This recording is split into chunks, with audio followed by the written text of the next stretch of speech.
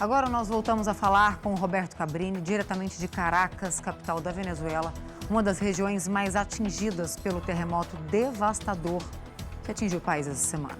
E o que a gente quer saber, Cabrini, é como é que você e a sua equipe conseguiram chegar aos locais mais atingidos por esses terremotos, hein? Olá, Edu, Manuela. Voltamos a falar diretamente da Venezuela, onde estamos cobrindo uma das piores tragédias da história do país, comparável à célebre tragédia de Vargas em 99, quando chuvas intensas e enchentes produziram pelo menos 16 mil mortes. Para chegar até aqui, nós precisamos viajar por terra durante 12 horas, cortando 6 dos 23 estados venezuelanos. O que você vai acompanhar agora é um documento revelador que nós produzimos na área mais afetada, La Guaira, um cenário de dor, sofrimento e desolação. Acompanhem.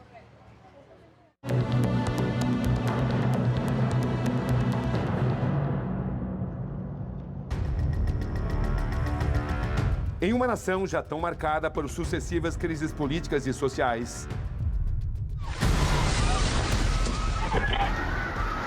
a tragédia.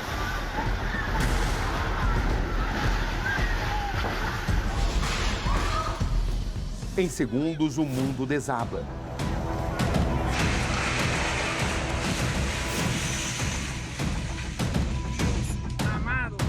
Os gritos.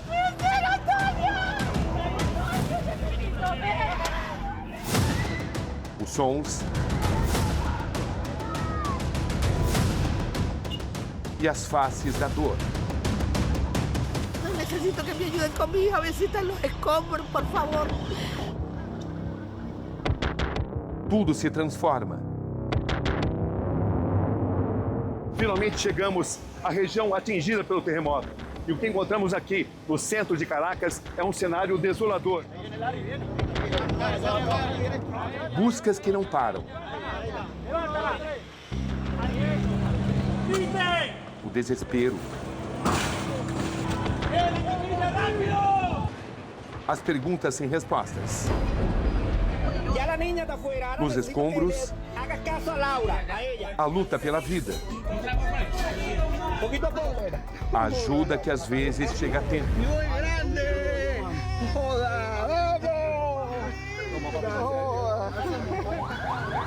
Às vezes, não.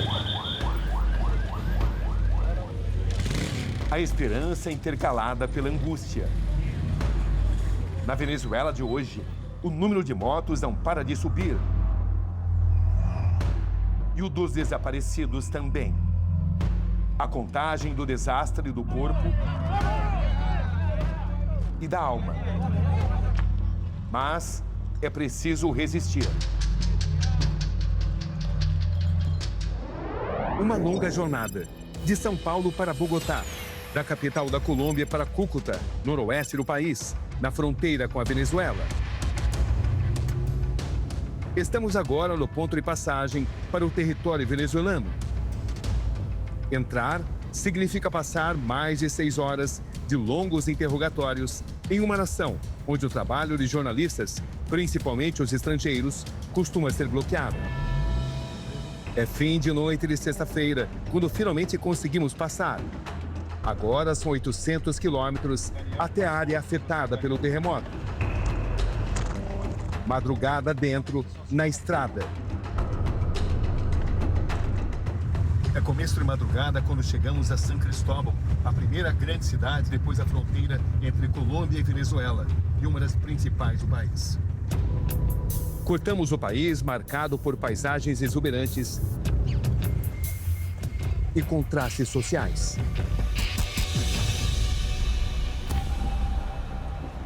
No caminho, outro grande desafio agravado pelo terremoto. As filas nos postos de combustíveis. Elas se estendem por quilômetros. E tudo isso em um país que tem a maior reserva de petróleo do planeta. Mas essa é a rotina desse momento.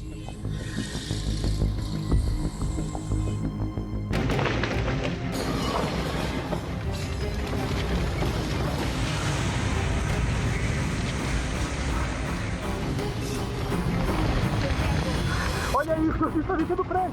39 segundos. Vem, vamos embora, gente. Sai do prédio. O curto intervalo de tempo entre o primeiro E o segundo tremor.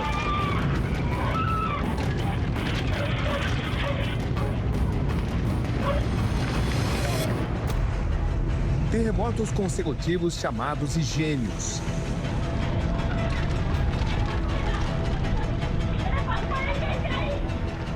Com força devastadora.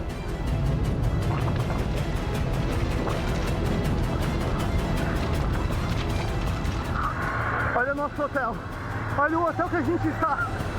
Olha o hotel. Magnitude 7.2 o primeiro. E o segundo ainda mais forte, 7.5.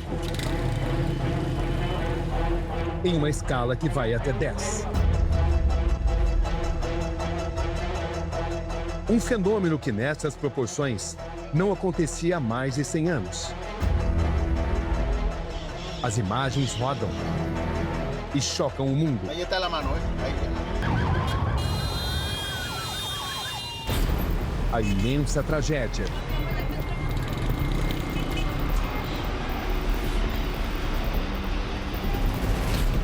Depois de mais de 12 horas de viagem por terra, finalmente chegamos à região atingida pelo terremoto. E o que encontramos aqui, no centro de Caracas, é um cenário desolador. Veja só esta imagem, um edifício que era de 20 andares totalmente destruído. Não sobrou absolutamente nada. Daqui a gente acompanha o trabalho de socorristas, a gente sente um odor muito forte. A gente continua acompanhando o trabalho, há uma tensão muito grande. Desde que tudo começou, desde os primeiros 2 grandes terremotos, pelo menos 430 réplicas de tremores já foram registradas. Em La Guaira, o desespero predomina. Maior ainda é a resiliência do povo venezuelano. Aqui em La Guaira, por onde a gente olha, a gente encontra destruição. Vejam só ali ao fundo como ficou aquele prédio de 15 andares, 10 deles totalmente destruídos. E à medida que a gente vai percorrendo e olhando para outras direções, vejam só como ficaram esses outros prédios. São prédios menores, mas igualmente destruídos. É um cenário que impressiona pelo nível de destruição. Não sobrou absolutamente nada. E se nós atravessarmos a rua e formos nessa direção, vamos encontrar uma zona residencial mais popular, igualmente muito afetada. Vamos avançando nessa direção. Olha como ficou essa casa. É uma casa mais modesta, mas com um nível de destruição muito importante. Aqui quantas casas destruídas? Com destruição muito grande. 7.000 casas. Ele está explicando que só nesse setor 7.000 casas foram totalmente destruídas. Quantas pessoas morreram aqui, que tu crees? Más de 400 personas. La sacaron viva y en el trayecto a auxiliarla falleció. Qual que idade tinha a Laninha? La niña 10 años, 10 años. 10 anos. Ele 10 está me anos. explicando que aqui uma menina de 10 anos foi socorrida. Ela sobreviveu por algumas horas, mas depois não resistiu e morreu, mais uma vítima dessa tragédia inominável. En realidad creí que era el fin del mundo. Fim do mundo. Sí. Aqui nesse setor residencial, a frase mais impactante que eu escutei, que eu ouvi, foi de que parecia o fim do mundo.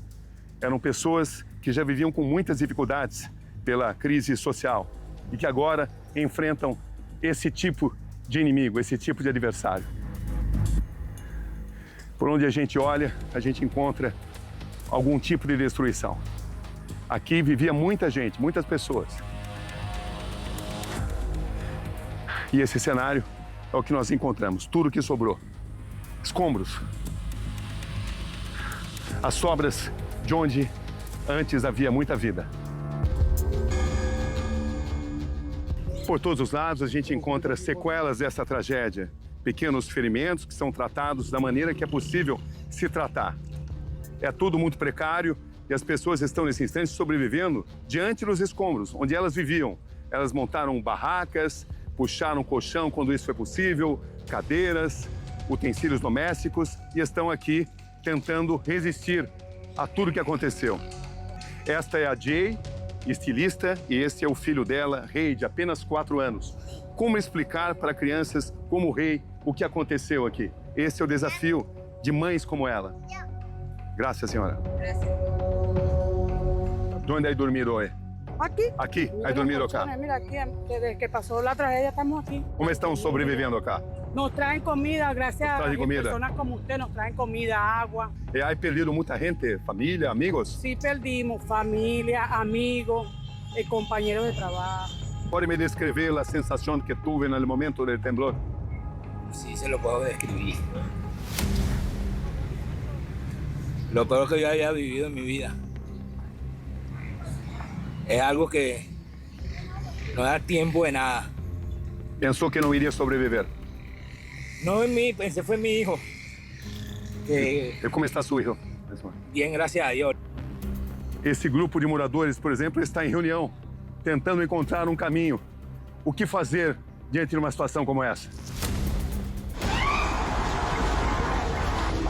Venezuela, quarta-feira, 24 de junho.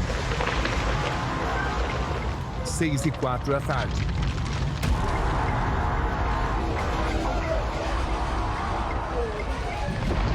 O chão começa a tremer. O teto balança. Olhares que se cruzam. Velhos companheiros se apoiam na cumplicidade para passar por isso.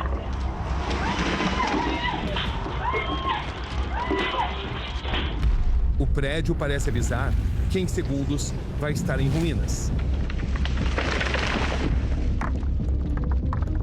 Cada degrau significa sobrevivência. A coragem ou o medo que impulsionam.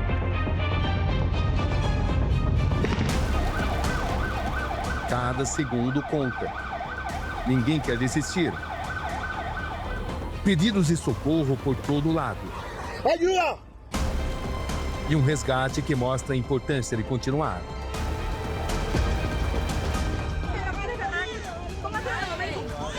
Instantes dramáticos. Uma mulher dá luz em meio aos escombros.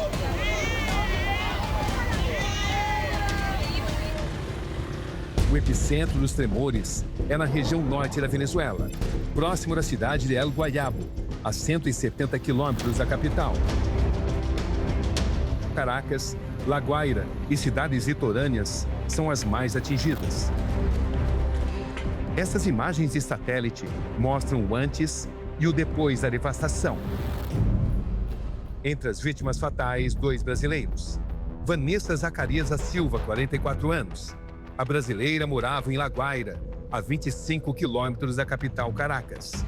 Estava na Venezuela há apenas 2 meses. Outra vítima é Romildo Batista de Lima, 69 anos. Ele estava no país com a esposa, que é venezuelana, e visitava a família. São milhares de vidas mudadas para sempre. Relatos emocionantes. Esta es mi casa, estamos bien. Gracias a Dios, estamos bien. Aqui, onde era um edifício de 20 andares, sobrou apenas a base. E nesse momento, as equipes de resgate estão buscando corpos e possíveis sobreviventes. É um trabalho incessante, meticuloso, sem parar nessa Venezuela que chora seus mortos e seus feridos. Socorristas e moradores se unem para resgatar essa mulher. Ela se chama Graziela Mora. Quando começou o temblor, Está emocionada. Diz que agarrou o batente da porta tão forte que quebrou um dedo. marcou a porta, tanto que me partiu. Me segurei firme enquanto os andares desabavam. Pela porta, que se foi acompanhar. Vi minha amiga morrer. Ainda nem tive tempo de chorar. E todavía não me dá chance de chorar. Graziela é carregada numa maca para a ambulância. Tudo é feito com muito cuidado, mas também com alguma pressa. Continuamos avançando por uma das ruas principais de La Guaira, registrando, documentando a destruição. São os sobreviventes que procuram resistir a mais um dia do jeito que é possível, em uma montanha de entulhos, uma montanha de escombros, prédios dizimados. Esse é o cenário que nós vemos em todas as direções. Estamos em um dos principais pontos de La Guaira, um epicentro da destruição aqui na Venezuela. Estamos agora entrando em um grande conjunto residencial. Aqui havia pelo menos 30 prédios e este é o nível de destruição. Vejam só, a gente vê como ficou o lar onde viviam milhares de pessoas. Em todos os lugares, um cenário muito semelhante. Prédios inteiros convertidos a pó, pedaços de concreto. À medida que a gente vai avançando, nós podemos registrar, podemos documentar a dor de toda uma população. Esse carrinho de criança, essa é uma zona onde muitas crianças viviam. Esse carrinho é a lembrança do que foi um lar para elas. E esta rua era uma rua que costumava ser repleta de pessoas, carros passando a todo instante. Nesse momento, ela foi convertida em uma espécie de cidade fantasma. A gente só ouve nesse momento o trabalho das equipes de resgate, que tentam ouvir possíveis sobreviventes para então efetuar operações de salvamento. Vamos subir aqui para ter uma visão mais ampla. Desse lado, são sempre prédios residenciais e sempre uma destruição que impressiona. Eu já cobri muitas tragédias em todo o mundo, mas esta é, sem dúvida nenhuma, uma das que podem ser descritas como maiores de tudo que eu já vi. Aqui, dessa posição, onde eu estou, a gente consegue enxergar uma espécie de cenário do apocalipse. Nada resistiu por aqui. Vejam só, em todas as direções, em todos os ângulos, prédios totalmente destruídos. Era muito difícil sobreviver a algo dessa natureza nesta área onde nós estamos nesse instante. Muita gente morta continua aí dentro. Essa que é a realidade. Os corpos ainda não foram retirados. A prioridade num momento como esse é tentar retirar sobreviventes.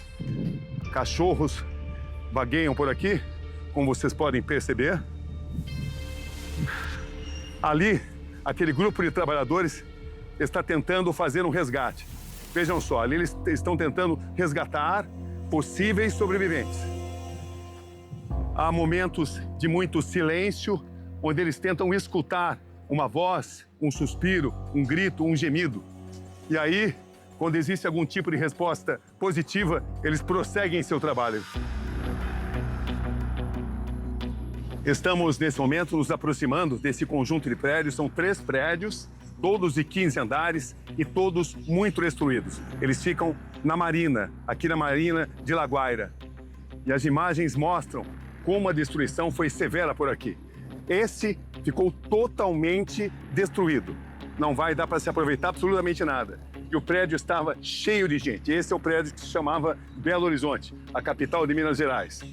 Ao lado dele, outro prédio, muito destruído. Aqui do lado direito, a gente vê esse prédio, que também tinha 15 andares, 10 deles dizimados.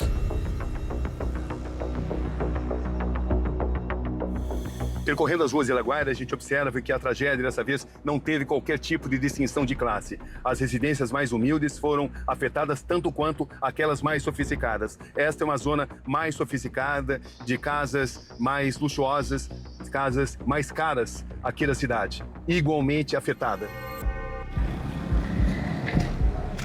Aqui funcionava um centro comercial de um setor conhecido como Catelamar. Olha só a situação. Um cenário de total destruição, não ficou absolutamente nada. Aqui funcionava uma loja e esse é o cenário que nós encontramos. Aqui morreram centenas de pessoas. São ferros retorcidos, pedaços de concreto, muita poeira, muita lama. Em um local que vai levar muito tempo para ser reconstruído. Fios de alta tensão que foram destruídos e que representam um grande perigo, perigo de incêndio.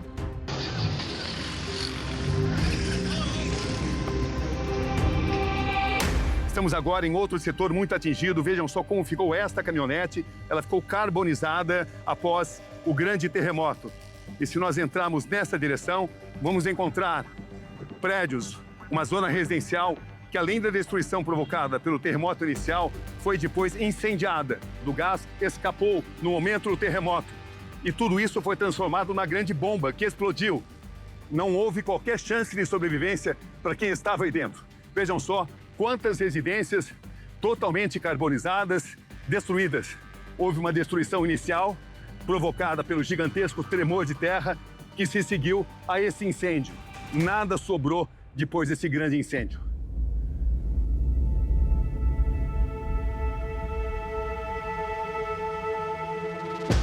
Uma tragédia anunciada.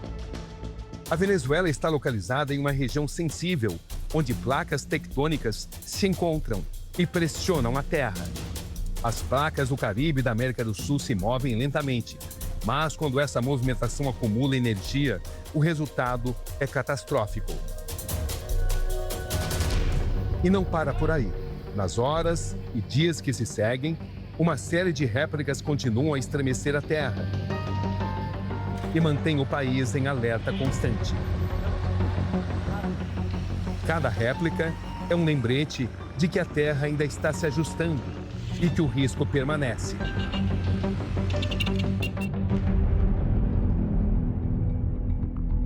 Algumas cidades brasileiras sentem os tremores. Entender a geografia dessa tragédia é essencial para se preparar melhor e buscar minimizar os danos futuros. A gente estava em casa, o prédio balançou. Já que algumas cenas de terror são difíceis de superar. Aqui em La Guaira, a destruição é tão grande que não existem equipes de resgate para essa demanda. Aqui os próprios moradores estão tentando encontrar possíveis sobreviventes. Vejam só, com ferramentas muitas vezes rudimentares, eles fazem as buscas. É uma situação de muita dificuldade, caminhar aqui envolve risco. Vejam só, moradores, eles se metem por dentro dos entulhos para encontrar possíveis sobreviventes. Vejam só, as equipes de resgate não conseguem chegar aqui, não chegaram, não há equipes de resgate em número suficiente. E os próprios moradores estão fazendo buscas. Pessoas já foram salvas dessa forma, com as próprias pessoas que moram aqui. Eles correm perigo de vida. Nós estamos documentando essa situação dramática aqui em La Guaira, Venezuela. Aqui registramos um momento de revolta e de desespero. Moradores vão às ruas e impedem a passagem de um caminhão que transporta um trator. É uma situação de muito protesto, porque eles querem que essas máquinas possam passar. Eles estão descrevendo que aqui, nesses prédios, diante de mim, muita gente viva continua ali dentro. E que elas não podem ser salvas se essas máquinas que estão aqui paradas na pista não puderem passar. É um conflito entre as equipes de segurança e os moradores. Su hijo, quantos anos tiene? 28. 28. Essa senhora está dizendo que o filho dela, de apenas 28 anos, está aí no meio dos escombros e as máquinas não podiam passar. E ela exige que o filho dela possa ser salvo. Essa é a situação, uma situação dramática. Muitos voluntários trazendo máquinas, mas eles não estão conseguindo passar. Agora, o primeiro caminhão passa com os aplausos dos moradores. Os moradores aplaudem e sem essas máquinas que só agora puderam passar, os salvamentos não podem ser realizados. Estamos, nesse momento, percorrendo o Aeroporto Internacional de Caracas, é o principal aeroporto do país, e essa é a situação. Uma destruição bastante importante encontrada e, por isso, o aeroporto está interditado. O aeroporto também fica em La Guaira. Estamos, nesse momento, entrando em um dos terminais e essa é a situação que nós encontramos. Uma destruição muito grande. Nesse instante, trabalhadores tentam acelerar a recuperação do aeroporto. Não vai ser um trabalho rápido, vai levar tempo. E a Venezuela precisa urgentemente que esse aeroporto volte a funcionar normalmente, porque é a principal via de acesso internacional para o país.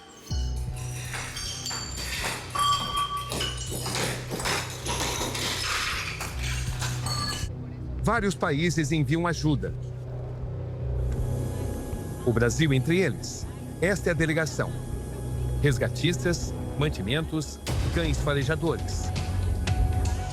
Equipes preparadas se juntam ao povo venezuelano e trabalham sem cessar. Ahora te vamos a bajar. Señora, ¿cómo es su nombre? ¿Su nombre? Francisca González. É esperança agarrada pelas unhas. Em meio a tanta dor, um registro marcante. Depois de 3 dias, socorristas colombianos encontram um menino de 11 anos. Eles se falam pelos escombros. ¿Cómo estás tú? ¿Estás al lado del armario? Mas é preciso silêncio também. E apoio constante ao garoto. Listo, papá. ¿Pero sigues viendo la luz? Listo, papi, tranquilo. Um resgate difícil, improvável. São 3 metros de profundidade, 6 horas de trabalho. E o impossível acontece. Moisés está vivo. Este es el bracito, ¿cierto? Ok. E a esperança continua acesa nesse lugar.